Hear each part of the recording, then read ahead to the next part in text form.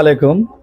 দেশ বিদেশ প্রবাসী ভাই বোনেরা যেখান থেকে ভিডিওটি দেখছেন, দেখেন আমাদের সাতরাজ ফুটওয়ারের আমাদের সকল শ্রমিক একসাথে হয়েছি আজকে সুন্দর একটি প্রোডাক্ট তৈরি হচ্ছে আর কি কারখানায়।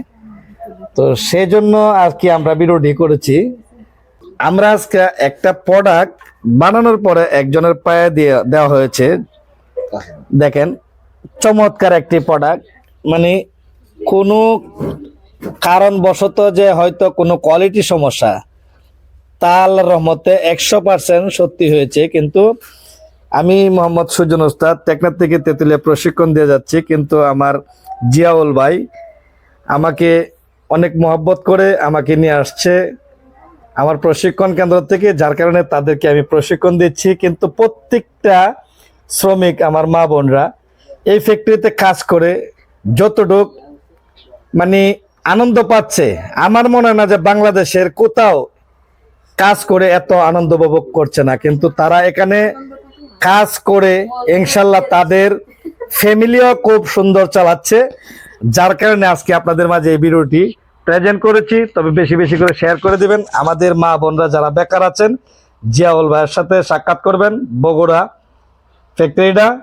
ভাইয়ের সাথে একটু কথা বলবো। তো দর্শকের উদ্দেশ্য ভাই কিছু যদি কথা বলেন, ভাই। আসসালামু আলাইকুম, আমি মোহাম্মদ জিয়াউল হক, ওনার অফ সাতরাজ ফুটওয়্যার। আসলে আজকে খুবই একটা আনন্দের সংবাদ, সেটা হচ্ছে যে ওস্তাদকে আমি ইনভাইট করেছিলাম যে আপনি আসেন আমার কারখানাটা দেখেন। আমার কারখানাটা মোটামুটি 5 বছর রানিং হচ্ছে।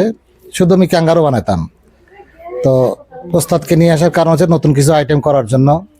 তারই উপহার হিসাবে ওস্তাদ আজকে আমাদের একটা নতুন জুতা দেখালেন, যিনি সেটা আমাদের উপহার দিয়েছেন। আমি খুবই আনন্দিত এবং আমার কারখানার যারা সদস্য আছে তারা সবাই আনন্দিত।